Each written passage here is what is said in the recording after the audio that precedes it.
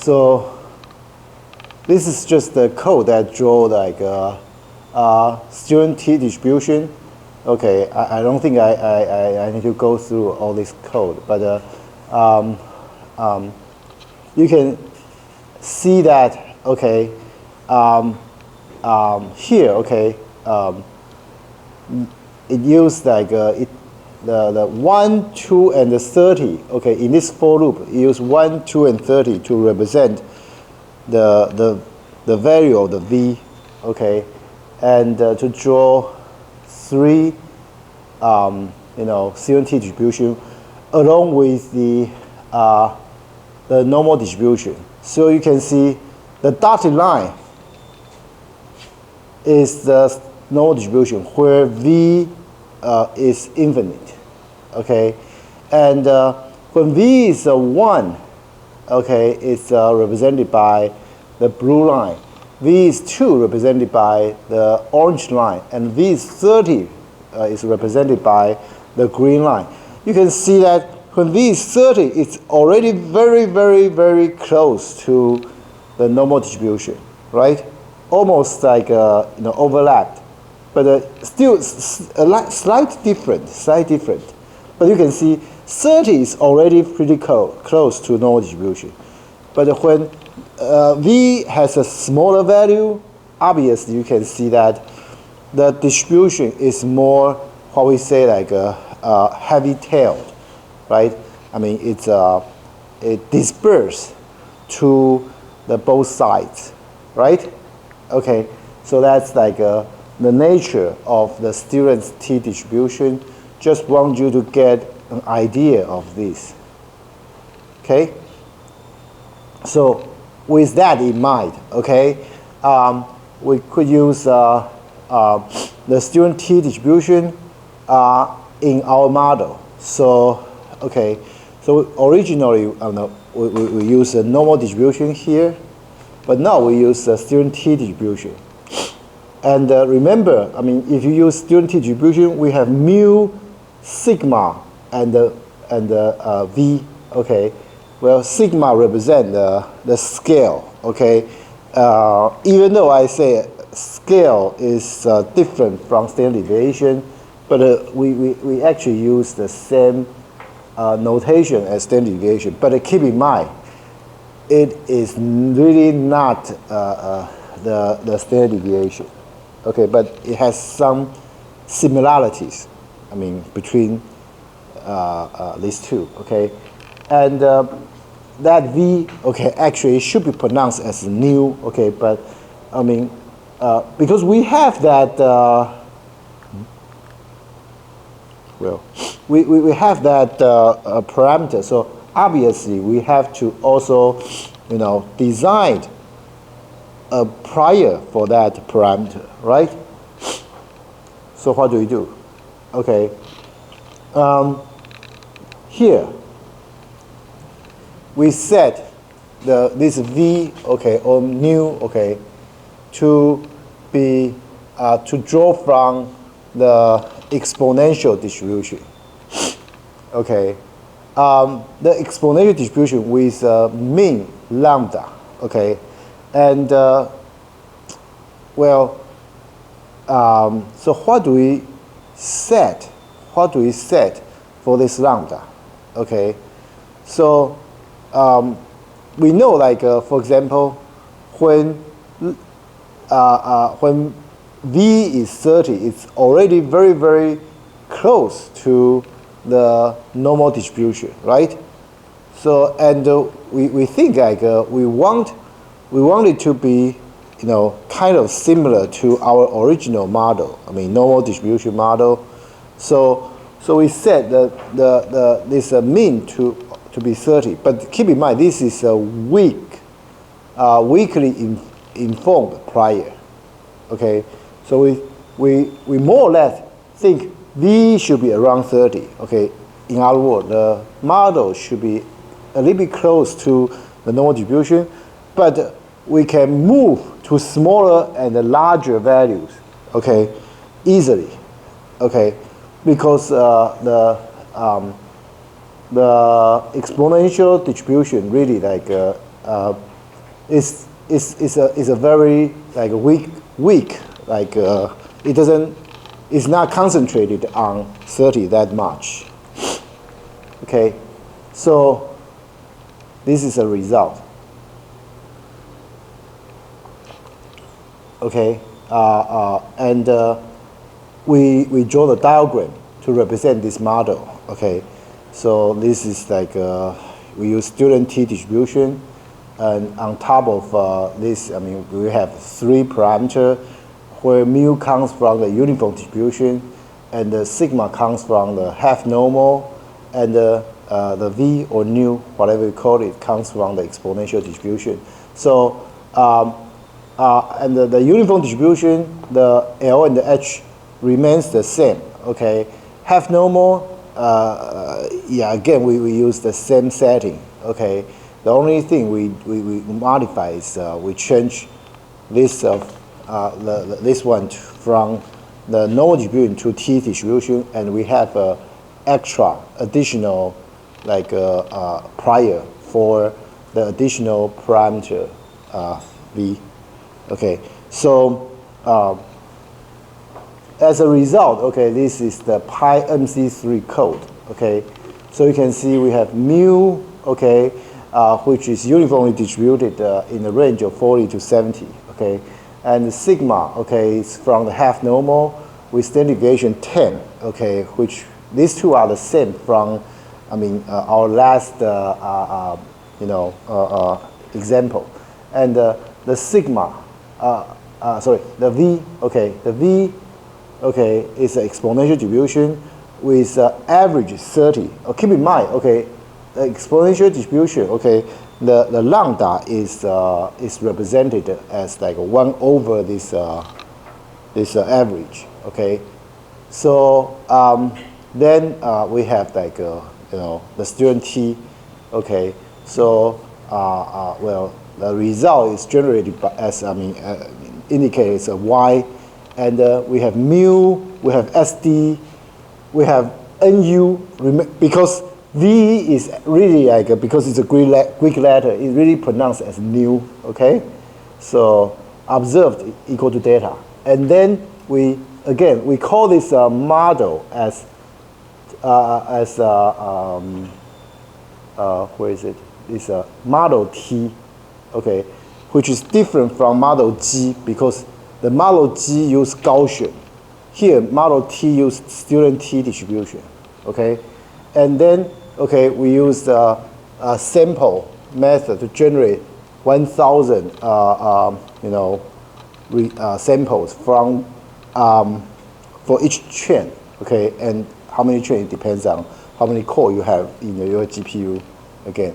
And we store that trace in the trace T, okay, and then we plot this trace.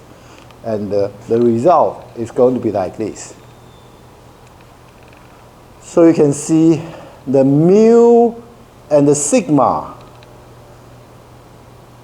are really not too far away from the previous example. Yeah, because, well, they are, they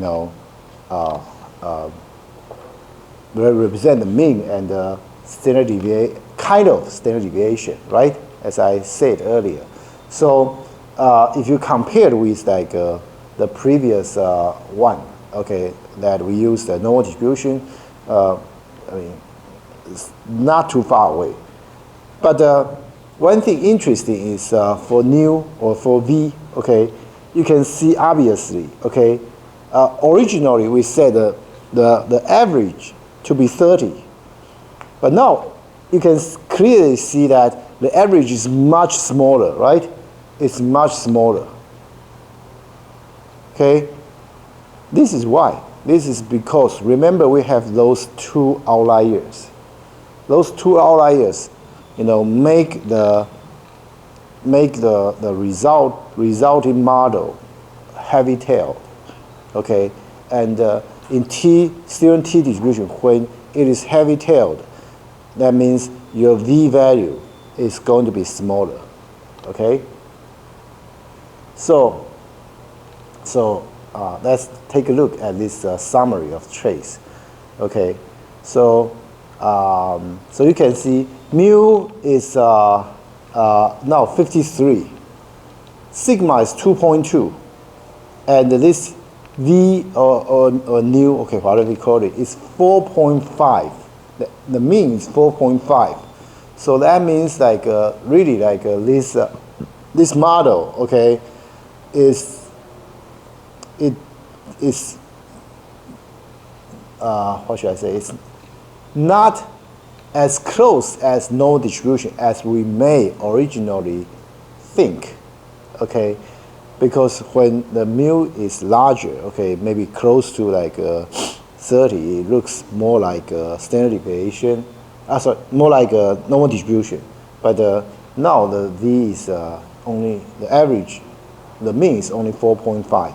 Okay, and if you compare it with the result of the Gaussian model, you will see here. You see the mu, okay, originally if you use Gaussian distribution, you see the mu was 53.45. And now, I mean, if you use a student t distribution, we have 53, right? So it's about like a 0.5 lower, which is good. Why? Because it means that, remember I told you, okay, the mean actually, okay, in this case is slightly larger, right? And now we are able to move it like a 0.5 back to the real data. That means it matches with the data better, okay? But you see, for standard deviation, originally it's 3.54. Okay, now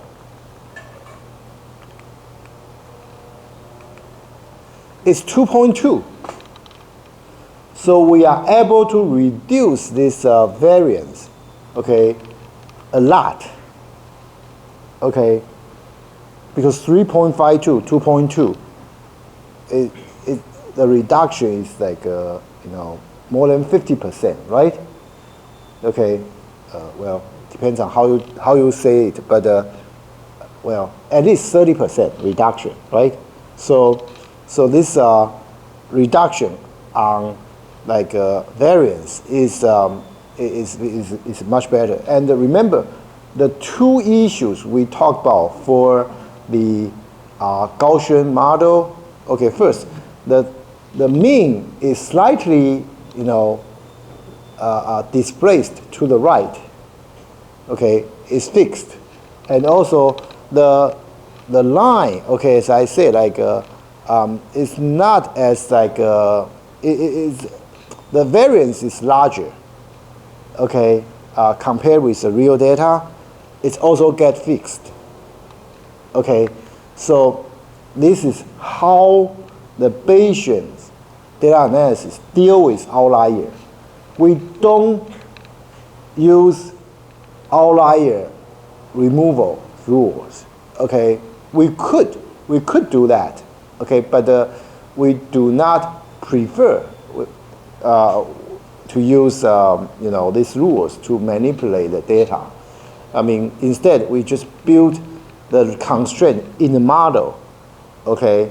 Because we know that student t distribution is able to handle outliers much better than the Gaussian distribution.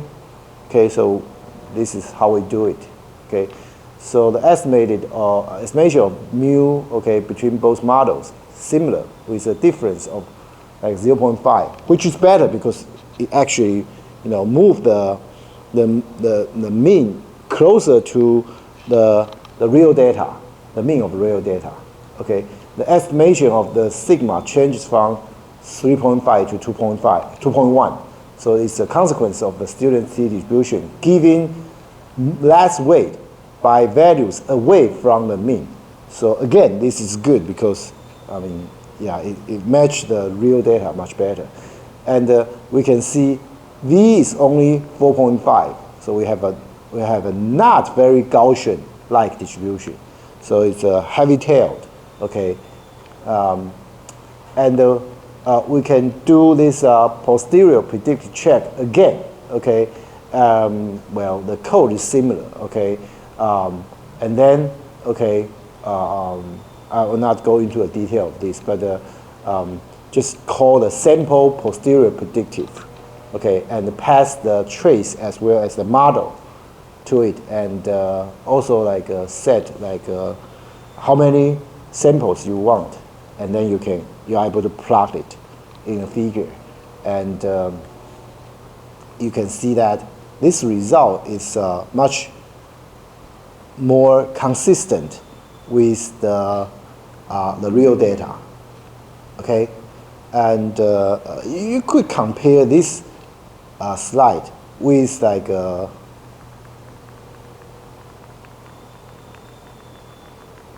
with this slide, okay? I mean, I'm sorry because these two slides are far away from each other, but if you put them against each other side by side, you will see that student t-distribution model capture the real data much better than the Gaussian one. I'm not saying Gaussian one is very terrible, okay? Because as I already explained, like the domain scientist, the domain expert, consider this is good enough, okay? But I'm saying like the student's t-distribution model is better, okay, than the Gaussian model, okay?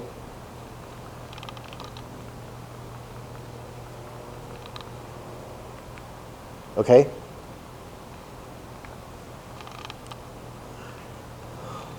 So,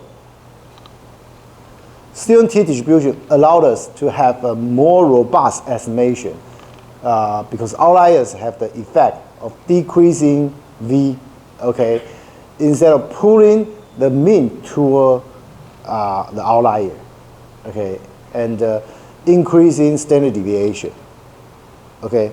There was the effect, I mean, that we can observe, I mean, in the Gaussian model.